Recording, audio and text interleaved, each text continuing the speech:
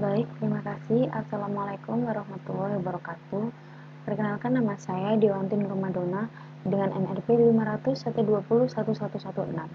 Di sini saya akan menjelaskan mengenai rangkuman dari pertemuan 1 dan pertemuan 2, metode eksplorasi geofisika.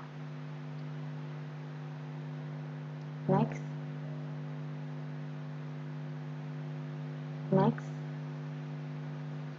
Oke. Geologi mempelajari secara langsung batuan singkapan sampel bor, struktur, dan sejarah.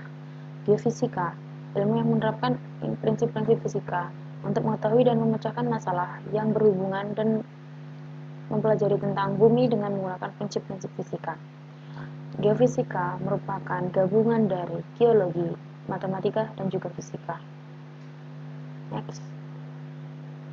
Jenis-jenis metode survei geofisika menurut Carey tahun 2002. Metode yang digunakan ada 4, yaitu seismik, menggunakan parameter terukur waktu tempuh gelombang seismik. Sifat fisika yang digunakan adalah densitas dan modulus elastisitas.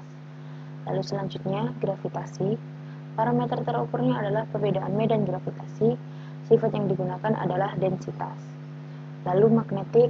Parameter terukurnya adalah perbedaan nilai medan magnetik. Sifat fisika yang digunakan adalah suseptibilitas magnetik. Lalu metode elektrik terdiri dari 5, yaitu resistivitas, induktif polarisasi, potensial diri, elektromagnetik, dan juga radar. Next. Tahapan dalam metode geofisika. Pertama, akuisisi data.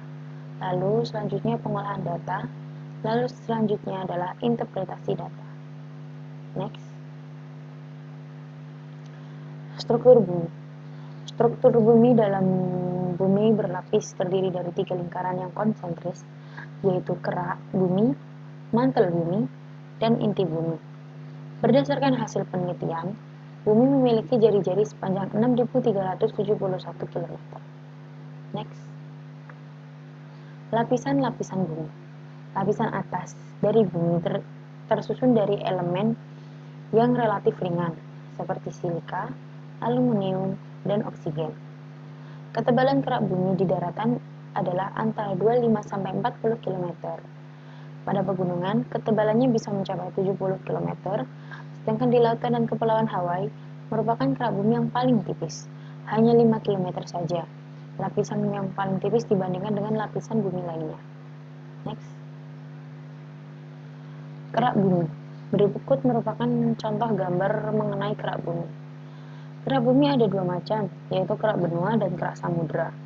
Kerak benua terdiri dari batuan granit, sedangkan kerak samudra terdiri dari batuan basal. Bersamaan dengan mantel lapisan atas, kerak bumi terbelah menjadi lempeng-lempeng besar seperti potongan puzzle. Inilah yang disebut dengan lempeng tektonik. Lempeng ini bisa bergerak dengan sangat lambat. Pergerakan lempeng tektonik hanya 0 sampai 14 cm per tahun. Memicu pergerakan lempeng tektonik sampai saat ini belum diketahui apa penyebabnya. Next. Mantel bumi. Mantel bumi berada di kedalaman 40 hingga 3000 km di bawah permukaan bumi. Tersusun dari besi, magnesium, dan silika.